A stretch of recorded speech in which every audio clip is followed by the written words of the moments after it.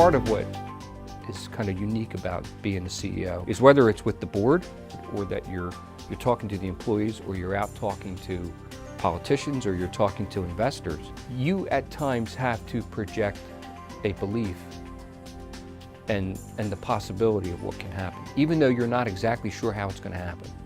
Growing up a South Jersey boy, his father a carpenter, and in a household with 6 other siblings, Joe paid much of his own way through college. After graduating Rutgers, he went on to earn his master's at Monmouth University. It was an education he afforded due to many hot summer months spent working on the onion farm. That was the best job I ever had. I started there when I was 10 and I worked there till I was 22. Talk about hard work. You know, you don't know what you don't know. I mean, I thought everybody worked in 95-degree weather. I always felt like I could outwork anybody. You know, I mean, I'm not the smartest guy, but you give me enough time and I'll figure it out. You know, I think I learned that from my father, that he could do anything. I've known Joe for over 30 years. We grew up in the same town, Sicklerville, New Jersey, graduated the same high school, and we've created a long journey with each other as well, coming from Atlantic City Electric all the way down here to Washington, D.C. with Pepco Holdings. I'm in my 37th year here. I never thought I would become the CEO of a company. I mean, as I reflect back on how that happened, it has as much to do with people investing in me. Talk about betting on people, I mean, and elevating people and supporting people. I started in the company in the landscaping department, and then I was a janitor.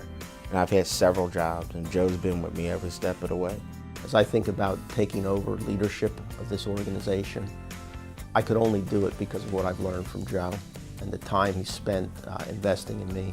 Under his leadership, we've taken the company that was a very good company, and he's helped us become even better and increased our level of performance. Part of that performance has been in Joe's commitment to strengthening the cybersecurity of our nation and protecting us against potential cyber attacks.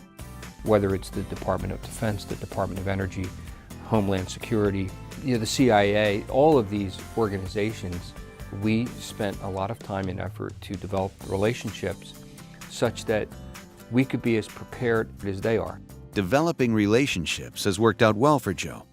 Married to the only girl he ever dated for 36 years, Joe believes it is because of their relationship that he has been able to afford the time to earn his MBA, raise a family, and realize his own potential. She helped me get through college. She's always been the one in some ways who had more of a sense of the courage to do something, like let's go build a house.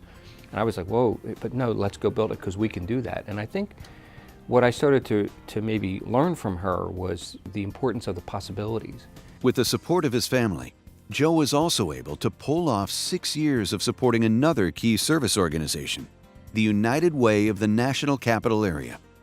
It was an important partnership he forged to address some of the area's most pressing needs. One of the great honors of my life, and certainly my career, was when I came down here and I was named CFO, because what you see ultimately is that people can come together in a community and do terrific good, much more so than they could ever do individually.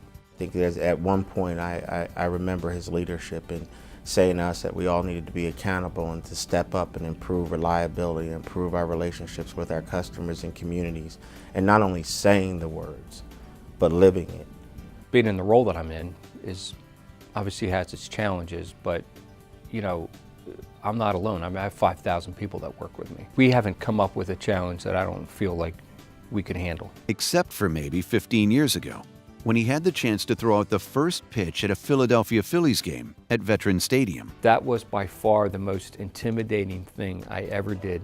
I remember walking out to the mound, and there was a bunch of people from work there. So they send this third string catcher out. So he's standing there, and I'm like, really? I get down, right over the plate. It was the high water mark of my athletic career.